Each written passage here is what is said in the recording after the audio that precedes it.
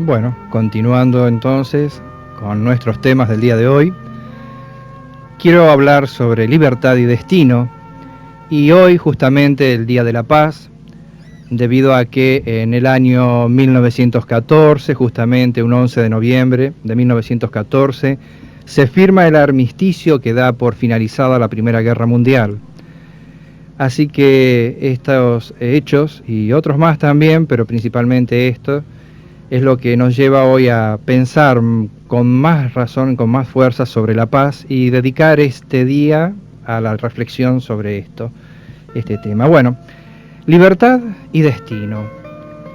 Pensar en libertad, bueno, nos va a estar primero llevando a recordarnos que cada uno de nosotros tiene justamente esa facultad para pensar y hacer según la propia decisión. Claro, uno aquí se pregunta, la propia decisión, si hay tantos hechos, tantas situaciones que yo no decido por mí. Pero, ¿qué estaríamos hablando entonces con decisión? Y bueno, ahí estaríamos refiriéndonos a que resuelvo, ¿de qué manera resuelvo una situación? Y eso es lo que estamos haciendo nosotros permanentemente, tomando decisiones.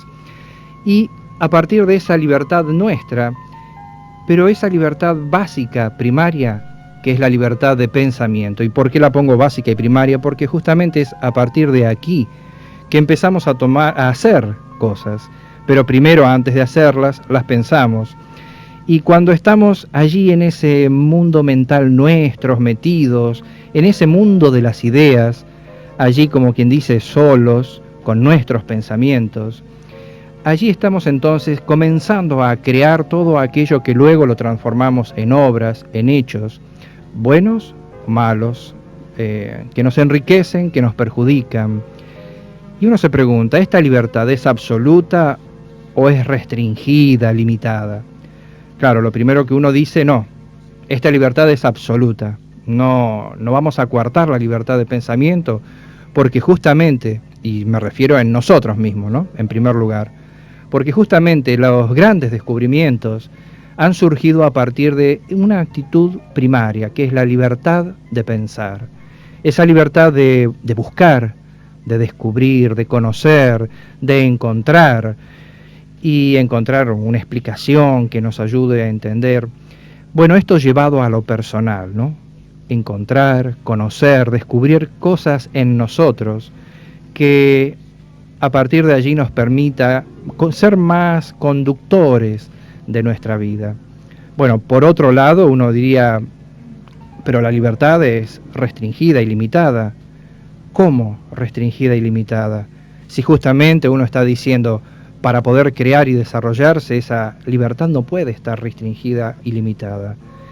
Pero cuando uno empieza a pensar en las consecuencias de cómo uno está pensando, de las ideas en las cuales uno se detiene, las ideas que uno comienza a desarrollar dentro de su mundo mental, uno sin darse cuenta está generando un manejo de energías espirituales que comienzan, en primer lugar, a afectar, ¿cómo podría decir? A ver, afectar, tocar, mover ese cuerpo espiritual, esos centros de fuerza en nuestro cuerpo espiritual, y que luego eso repercute en nuestro cuerpo material. De allí cuando uno manifiesta determinados problemas en ese cuerpo material debido a estar pensando las cosas de una determinada manera, también ese cuerpo espiritual nuestro, ese cuerpo que luego que volvemos al mundo espiritual, luego que pasamos a esa otra vida, luego que continuamos nuestras experiencias, después de haber dejado nuestro cuerpo material,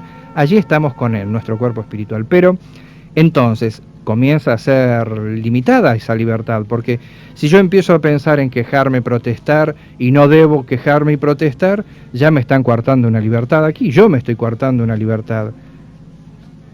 Pareciera ser que la libertad requiere un algo más, y es esa responsabilidad. Una libertad absoluta.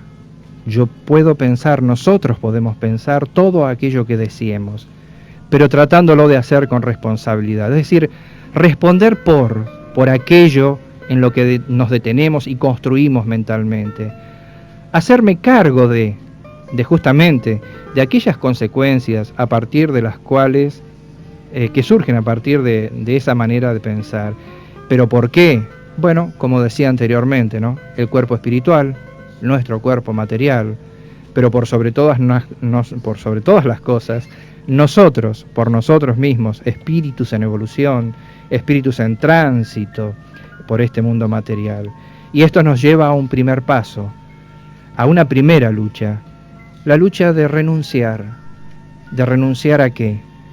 Y al apego de aquellas formas primarias de pensamiento, esas formas primarias de pensamiento que tienen que ver con la conservación y la protección nuestra, y una conservación y protección nuestra de cualquier modo, a cualquier precio, y que luego, cuando van surgiendo esas consecuencias, nos comenzamos a preguntar, ¿me estoy permitiendo esta libertad de no hacer nada, de detenerme, de deprimir mis energías espirituales? Y parece ser que no sería conveniente este camino, entonces requiero de mi parte otro trayecto, otro camino. Es decir, que esa libertad de pensar, que todos tenemos, que esa libertad de pensar me involucre a mí y a las consecuencias que genero con ella, porque entonces es a partir de allí que voy a poder hacer las cosas de una manera tal que me pueda sentir espiritualmente a gusto y bien conmigo mismo, esa tranquilidad de conciencia que uno trata de buscar permanentemente, que muchas veces uno lo busca en las cosas materiales, pero que los tiempos nos están indicando, es decir, los hechos de estos últimos siglos nos están indicando la necesidad de volver nuestra atención, de poner nuestra atención en lo que es el ser espiritual. Ahora, esto de la libertad de pensar nos conduce a algo más, que es a la libertad de actuar, pero también, como en la libertad de pensar, de actuar con responsabilidad. De estas formas vamos construyendo nuestro futuro y nuestro destino. Pero claro, cuando uno habla del destino, uno piensa que, bueno, esos hechos que constituyen mi vida son independientes de mi voluntad. Pero aquí, una vez más, necesitamos pensar con un poquito más de amplitud. Esa amplitud que nos da el vernos y considerarnos como espíritus en tránsito por este plano material, con una historia anterior y con una historia a construir. Y que por lo tanto, si hoy las situaciones son muy difíciles, muy complejas, que nos cuesta mucho resolver, que las tomemos como situaciones de aprendizaje y que todo aquello que hemos dejado pendiente en el pasado, que no hemos terminado de resolver, que en esta etapa, en este plano material, le pongamos la atención necesaria. ¿Pero de qué manera? Bueno, un poco lo que nos traía Silvia hoy al comienzo, ¿no? Esa mirada hacia nosotros, pensar en nuestra verdadera propiedad. Y algo acá también nos traía la doctora Zulma cuando hacía referencia a esas situaciones muy difíciles que, ¿no?, nos hablaba del hombre, del joven viejo y del viejo joven, y que en la búsqueda de transformar esa situación para mejor y viendo que no nos es posible de nuestra parte poder conducir mejor esa situación personal, buscar la ayuda de aquel profesional de nuestra confianza, ayuda que nos permita a partir de ese trabajo generar cambios y transformaciones. ¿Pero por qué? Porque no es solo esta etapa de estas pocas décadas en este plano material. Nuestra vida se extiende mucho más allá.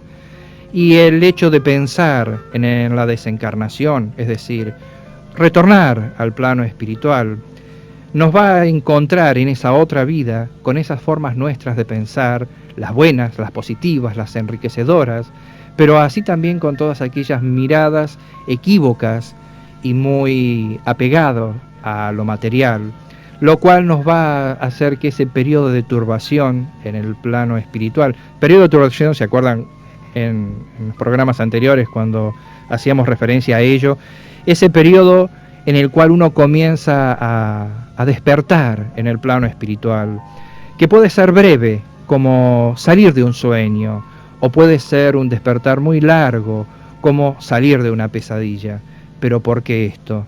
Bueno, porque esa libertad de pensar nuestra parece ser que no la hemos ejercido con la responsabilidad necesaria. Por eso ese trabajo de educación y diría más, de autoeducación, porque uno al hablar de educación estaría hablando para con el otro, pero ese trabajo de autoeducación que uno estaría hablando de sí mismo, un trabajo de desarrollar las buenas cualidades. ¿Para qué? Para que aquellas tendencias, aquellas malas tendencias puedan ir siendo modificadas y de esa manera ir cambiando nuestro destino, ir siendo dueños de nuestro destino y transformándolo a partir del ahora, del presente, de nuestra actividad en estos momentos, en este plano material. De allí que todo lo que podamos hacer, hasta el último segundo en este plano material, está en nuestra libertad de pensar, primero, luego en lo que podamos hacer, pero por sobre todas las cosas, en ese pensar con amor, en ese pensar con tolerancia, con paciencia, con resignación y con todas aquellas buenas cualidades que aunque sean pequeñitas en nosotros, están presentes. Y así de esa manera, poder sentirnos satisfechos día a día, cuando llegamos al final del día, que decidimos ir a descansar, hacer ese pequeño balance. ¿Qué hemos hecho de nuestra libertad de pensar en el día de hoy?